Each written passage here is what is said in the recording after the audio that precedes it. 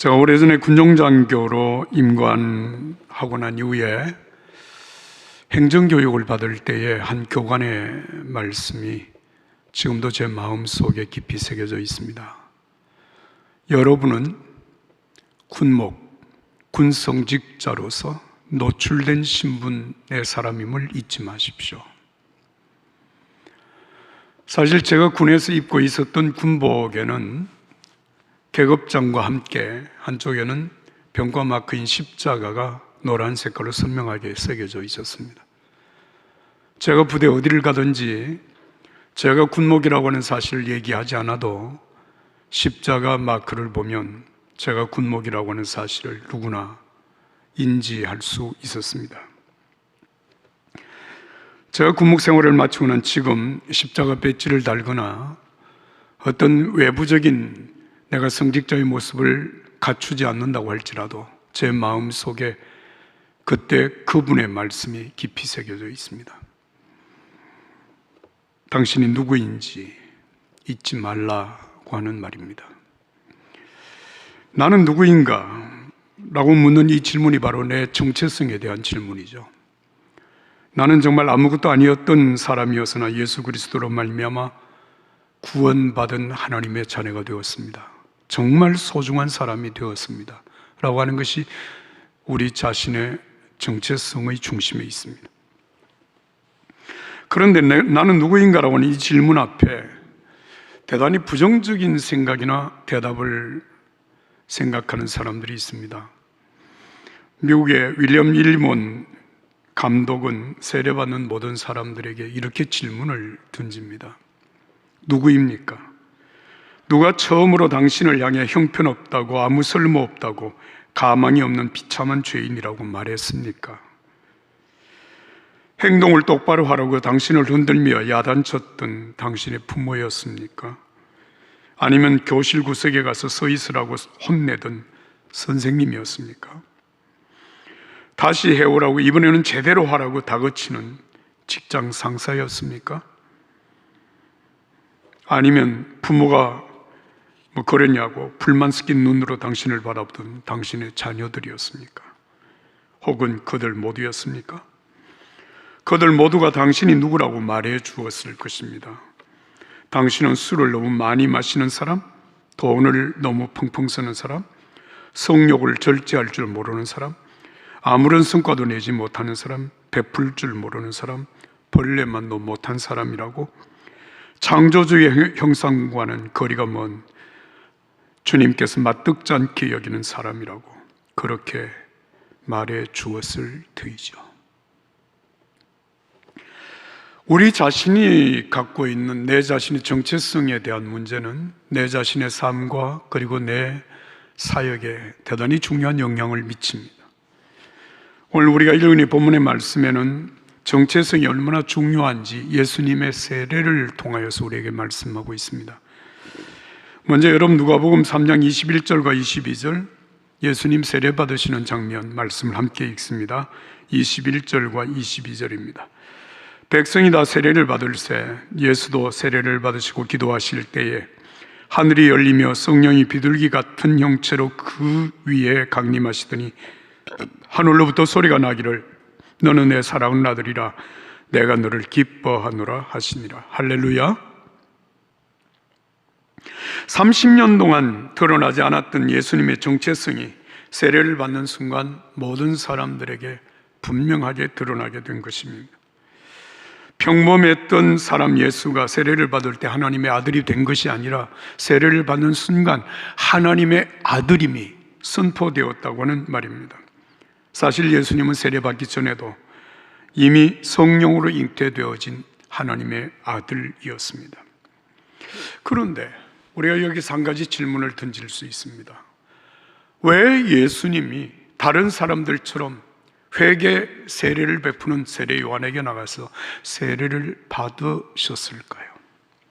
예수님도 다른 사람들처럼 죄가 많아서 죄 회개하라고 회개하는 세례를 받아야 메시아로서 인생을 살 수 있었기 때문일까요? 오늘 우리가 읽은 이 누가복음에는 자세하게 기록되지 않았습니다만은 마태복음과 요한복음에는 중요한 말씀들이 기록이 되어 있습니다. 마태복음 3장 13절 이하에 세례받으러 나오는 예수님과 세례를 베푸는 요한과의 대화가 있습니다. 내가 당신에게 세례를 받아야 할 터인데 당신이 내게로 오십니까? 그때 예수님이 말씀하십니다. 우리가 이와 같이 하여 모든 의를 이루는 것이 합당하니라. 세례를 베풀고 세례를 받는 일을 통해서 모든 의를 이루신다. 여러분, 무슨 말씀일까요? 예수님이 죄가 많아서 세례를 받으신 것이 아니라 세상의 모든 죄인들의 죄를 짊어지시고 지금 죄인의 모습으로 세례 요한에게 세례를 받으심으로 여러분, 이 땅에 구원의 역사를 이루신다고 하는 바로 그 의를 말씀하고 있습니다. 예수 그리스도 이름으로 세례를 받는 모든 사람들은 하나님의 자녀로 새롭게 산다고 하는 의미가 바로 여기에 있습니다. 그리고 요한복음 1장 29절 이하의 말씀을 보면 요한이 왜 세례를 베풀었는가? 여러분, 세례 요한이 세례를 베푼 이유가 있습니다.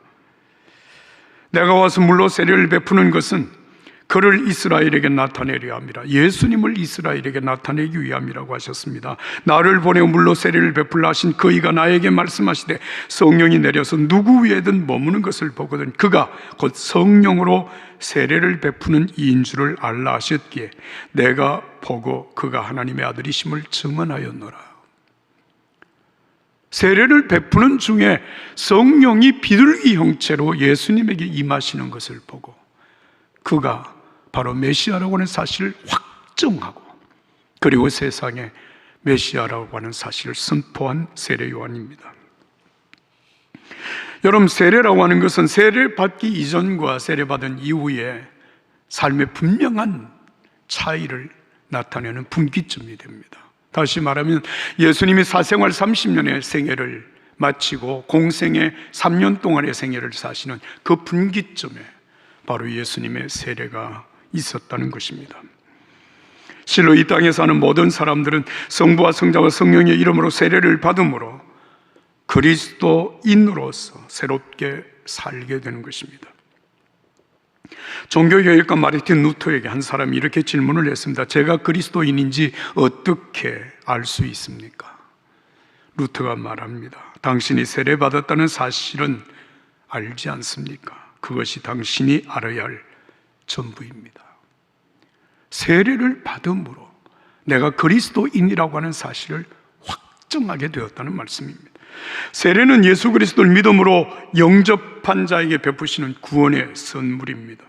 우리는 세례를 통하여서 구원의 문, 연총의 문으로 들어가게 됩니다. 예수님과 아무 관계없이 살아오던 우리가 세례를 통하여서 예수 그리스도 안으로 들어가는 통로가 되었다는 말씀이죠. 고린도후서 5장 17절의 말씀입니다. 누구든지 그리스도 안에 있으면 새로운 피조물이라 이전 것은 지나갔으니 보라 새 것이 되었도다. 예수님 안에서 새로운 삶을 시작하는 새로운 피조물이 되었다는 것.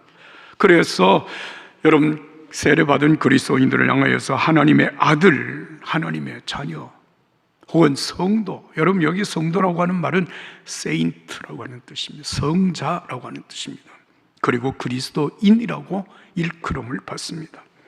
세례를 통하여서 여러분, 우리는 새로운 피조물로 공개적으로 선포되었습니다. 제가 여러분들에게 묻습니다. 여러분, 세례 받으셨습니까? 세례 받으셨습니까? 세례 받았습니까? 여러분, 우리는 세례를 통하여서 새로운 피조물로 거듭났습니다. 세례받은 자는 하나님의 자녀로서 비로소 성장하기 시작을 합니다. 이제부터 우리가 다 하나님의 아들을 믿는 것과 아는 일에 하나가 되어 온전한 사람을 이루어 그리스도의 장성한 분량이 충만한 데까지 자라갑니다. 그런데 여러분, 이렇게 성장하고 있는 자녀의 성장이 더디다고 해서 하나님께서 너는 내 자녀가 아니구나 그렇게 말씀하시지 않습니다. 현재는 미숙하나 우리는 성숙을 향하여 성장하고 있기 때문입니다. 우리가 알아야 될 분명한 한 가지 사실은 세상에 어떤 사람도 여러분 태어나자마자 거룩한 성자로 완성되는 사람은 없습니다. 세상에 태어난 한 아이가 하루아침에 잘 걷고 뛰지 않습니다. 한 아이가 세상에 정상적으로 걸어가는 사람이 되기 위하여서는 2000번 이상 넘어져야 한다고 합니다. 온전히 걷기 전에 끊임없이 넘어지는 그 훈련을 통해서 여러분 온전히 걷는 한 인간이 되는 것입니다. 뒤뚱거리며 걷다가 자꾸 넘어지는 아이에게 여러분 부모가 뭐라고 말합니까? 야, 내가 보니까 너는 안 되겠어. 넌 도저히 안 돼. 너는 포기해. 그냥 포기해. 여러분 이렇게 말하는 부모가 있습니까? 한국에서 최단기간 밀리언셀러가 된 서울대학 교수 김난도 교수가 있습니다. 이분이 쓴 책이 1000번은 흔들려야 어른이 된다라고 하는 책이 있습니다. 책 내용은 여러분들이 짐작할 거 읽어보시고 나중에 여러분 중요한 것은 이 책 제목이 우리에게 의미하는 바는 대단히 중요합니다. 여러분 나이가 먹었다고 해서 하루아침에 어른스러워지는 것이 아닙니다. 1000번은 흔들려야 어른이 된다. 그렇습니다. 초스피드 시대를 살아가는 우리들은 더딘 변화에 조급해하고 있는지 모릅니다. 그래서 많은 시간 필요한 핸드메이드 작품보다 빨리 만들어지는 상품을 더 선호하는지도 모릅니다. 그러나 평생 간직하다가 자녀들에게까지 물려주는 작품과 적당히 쓰다가 버리거나 교체하는 상품과는 여러분 비교할 수 없는 차이가 있습니다. 우리는 하나님의 작품입니다. 에베소서 2장 10절의 말씀입니다. 우리는 그가 만드신 바라 그리스도 예수 안에서 선한 일을 위하여 지으심을 받은 자니 이 일은 하나님이 전에 예비하사 우리로 그 가운데서 행하게 하려 하심이라. 하나님의 작품이라. 하나님이 손으로 빚어가시는 작품이라는 것입니다. 세례를 받은 우리는 하나님의 손으로 더디지만 섬세하게 빚어져 가고 있는 하나님의 자녀입니다. 이어지는 말씀 누가복음 4장 1절로 4절의 말씀 함께 읽습니다. 4장 1절부터 4절 다 같이 읽습니다. 예수께서 성령의 충만함을 입어 요단강에서 돌아오사 광야에서 40일 동안 성령에게 이끌려 마귀에게 시험을 받으시더라. 이 모든 날에 아무것도 잡수시지 아니하시니 날수가 다음에 줄이신지라. 마귀가 이르되 내가 하나님의 아들이거든 이 돌들에게 명령하여 떡이 되게 하라. 예수께서 대답하시되 기록된 바 사람이 떡으로만 살 것이 아니라 하시니라. 할렐루야, 할렐루야. 여러분 성령의 충만함을 입은 예수님이 성령에 이끌려 마귀에게 시험을 받으십니다. 광야에서 40일 기도하신 예수님을 시험하는 마귀의 시험은 하나의 사실에 집중합니다. 내가 만일 하나님의 아들이거든. 이 말의 뜻이 무엇입니까? 내가 정말 하나님의 아들이냐?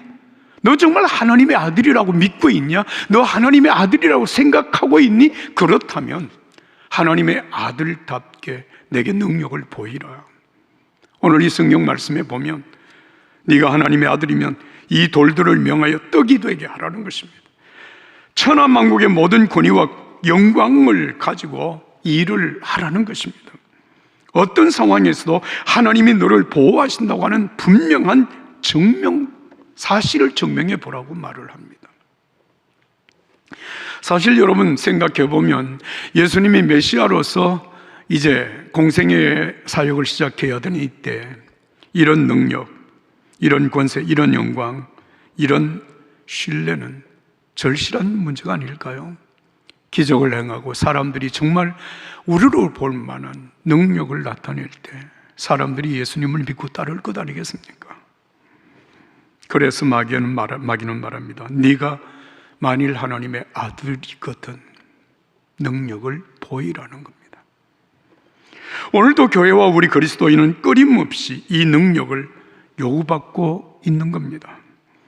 교회의 교회됨과 그리스도인됨을 변화된 삶의 능력으로 보이라고 요청을 받습니다. 누구에게? 세상으로부터. 예수님이 십자가에서 고통을 당하고 있던 때 마태복음 27장에는 이렇게 말씀을 기록합니다. 예수님을 십자가에 못 박은 대제사장들과 서기관들과 장로들이 십자가에 못 박혀 고통받고 있는 예수님을 희롱하며 말합니다. 남은 구원하여서도 자신을 구원하지 못하는 네가 정말 이스라엘의 왕이라고? 웃기지 마. 지금 내가 하나님의 아들이거든. 십자가에서 뛰어내려봐. 그러면 우리가 믿어줄게. 능력을 보이라. 능력으로 하나님의 아들됨을 증명해 보이라고 말을 하는 마귀에게 여러분, 예수님은 이렇게 말씀하십니다. 하나님의 아들은 떡으로만 사는 것이 아니야. 하나님의 아들은 주 하나님께 경배하고 다만 그만을 섬기는 사람이야. 하나님의 아들은 어떤 경우에도 하나님을 시험하지 아니하고 하나님을 신뢰함으로 순종하는 사람이야. 이렇게 말씀하시면서 예수님은 성경에 기록되었다라고 말씀하십니다. 하나님의 말씀에 기록된 대로 대답하셨다는 것입니다. 하나님의 아들로 인정받는 것은 능력이 아니라 믿음입니다.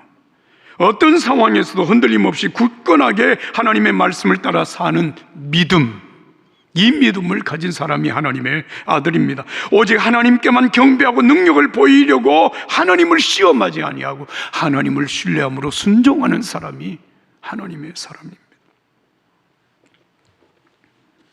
제가 여러분들에게 묻겠습니다. 여러분, 세례 받으실 때 여러분은 어떤 소리를 들었습니까? 아, 그래, 너 예수 믿고 모든 죄를 다 회개하고 이만큼 새로워졌으니 세례 받을 자격이 있다. 그래서 내가 세례를 베푼다. 이런 얘기 들어보셨어요? 아니면 예수 그리스도를 믿음으로 영접하여 하나님의 자녀가 된 너에게 성부와 성자와 성령의 이름으로 세례를 베푼다는 말씀을 들으셨나요? 전자입니까? 아니면 후자입니까? 우리는 오라고 해서 왔고 믿으라고 해서 믿었고 세례 받으라고 해서 세례 받았습니다. 그런데 세례 받을 때 들려온 음성은 너는 하나님의 자녀라고 하는 말씀이었습니다. 저는 1970년 4월 부활주일날 낮예배 시간에 제 친구와 함께 둘이서 세례를 받았습니다. 연수를 따져보니까 51년 전이에요. 51년 전. 그날을 저는 평생 잊지 않고 있습니다. 세례를 통하여서 하나님의 자녀로 교회의 한 지체로서 제가 지금까지 살고 있습니다. 세례를 받은 이후에 제가 얼마나 많이 달라졌는지 모릅니다. 그러나 수많은 것이 제게 달라졌지만 지금도 그때나 지금이나 변화되지 않는 한 가지 중요한 사실이 있습니다. 그것은 내가 세례를 받음으로 하나님을 아버지라고 부르며 하나님을 믿음으로 살고 있다는 것, 그리고 여전히 하나님의 사랑을 받고 있다는 사실입니다. 51년간 제가 세상을 살아오면서 하나님의 마음에 들지 않는 삶을 얼마나 많이 살았을까요? 그런데 한 번도 하나님은 저를 향해서 참 실망스럽구나, 너 고작 그것밖에 안 되느냐, 이런 말씀을 하신 적이 없습니다. 하나님은 제 마음속에 언제나 이렇게 말씀하셨습니다. 그래, 잘했어, 고마워, 너는 역시 내 아들이야. 너 어렵다고 너무 걱정하지 마. 결국은 다 잘 될 거야. 내가 그렇게 할 거야. 내가 정말 잘해서 하나님께서 내게 그렇게 말씀해 주신 것일까요? 아닙니다. 예수 그리스도를 통해서 나를 자녀로 보아주시는 하나님의 사랑 때문입니다. 그래서 저는 지금도 그 하나님을 믿습니다. 그 하나님을 사랑합니다. 그 하나님을 찬양합니다. 새해가 시작된 지금 우리는 새벽마다 욥기를 읽으며 기도하고 있습니다. 여러분, 욥은 성경에 기록된 대로 동방에서 가장 큰 자, 가장 의로운 자라고 하나님께 인정받은 사람이었습니다. 그런데 하루는 사탄이 하나님을 향해 도전합니다. 욥이 하나님을 까닭없이 그렇게 믿고 있다고 생각하십니까? 욥도 어려움을 당하면 반드시 하나님을 원망하고 하나님을 저주하고 떠날 것입니다. 그래? 그럼 네가 어디 한번 시험해봐. 그래서 욥의 고난이 시작이 됩니다. 하루아침에 번성했던 기업이 다 부도가, 7남 3녀의 자녀들이, 그 우애가 좋던 자녀들이 자연재, 여러분 요즘으로 말하면 토네이도 같은 자연재해로 말미암아서 하루아침에 다 시체가 되어져 버리고 맙니다. 욥은 머리끝에서 발끝까지 온몸이 헌대로서 만신창이 되어집니다. 그 가련한 욥의 모습을 본 아내가 욥을 향해서 당신 그러고도 하나님을 믿느냐고, 차라리 하나님을 저주하고 죽어버리라고 저주하면서 아내가 떠나갑니다. 욥을 정말 사랑하던 세 친구 엘리바스, 빌다, 소발이라고 하는 사람이 욥을 찾아와서 욥을 권면한답시고 말합니다. 죄 없이 망한 자가 있느냐? 죄 없이 망한 자를 네가 봤냐? 네가 오늘 이 모양 이 꼴 된 것은 하나님 앞에 죄를 지었기 때문이 아니냐? 그러니 살고 싶으면 변명하지 말고 핑계하지 말고 회개하라고 욥을 향해서 다그쳤습니다. 사랑하는 여러분, 지금은 대한민국뿐만 아니라 전 세계가 코로나19로 인해서 엄청난 고난을 당하고 있습니다. 이 모든 고난이 죄 때문에 온 것이라고 여러분, 만약에 우리가 비난한다면, 누군가를 향해서 비난한다면, 여러분 누가 그 말 앞에 당당할 수 있겠습니까? 세상이든 교회든 성도든 죄 때문이라고 말을 하면 거기에 대해서 다른 말을 할 수 있는 사람은 아무도 없습니다. 왜냐하면 누구도 죄에서 자유로운 의인은 세상에 아무도 없기 때문입니다. 우리는 예수님이 누가복음 13장 4절 5절에서 말씀하신 그 말씀을 기억해야 합니다. 실로암 탑이 무너져서 한순간에 18명이 생명을 잃었습니다. 사람들이 생각할 때 그 18명이 죄 때문에 망했다고 생각을 하는 거예요. 그때 예수님이 이렇게 말씀하십니다. 18명이 예루살렘에 사는 모든 사람보다 죄가 더 많아서 죽었다고 생각하냐? 만약에 그렇게 생각한다면 너희도 회개하지 아니하면 그와 같이 망하리라. 여러분, 이 말의 의미를 아십니까? 세상의 모든 사람이 다 회개해야 저주를 받지 않는다고 하시는 말씀이 아닙니다. 고난당하는 사람들을 향해서 함부로 정죄하지 말라는 말씀입니다.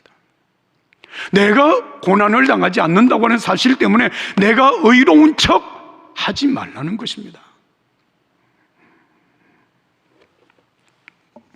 오늘 우리는 스스로 의롭다고 자신하며 세상을 비판하고 정죄하기보다 고통받는 세상을 위하여 중보하며 기도하는 제사장으로 살아야 할 것입니다.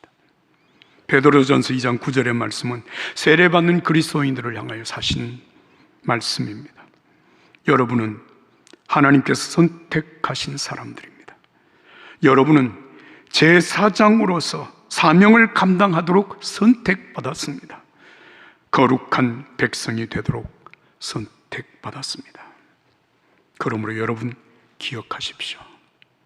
여러분이 누구인지를, 정말 내가 하나님의 자녀라고 하는 사실을 잊지 마십시오. 우리는 아직도 미완성이지만 오늘 중단하거나 포기하지 아니하고 완성을 향해 예수님을 바라보며 달려가는 하나님의 자녀들입니다. 여러분에게 이 은혜가 함께하기를 예수님 이름으로 축복합니다.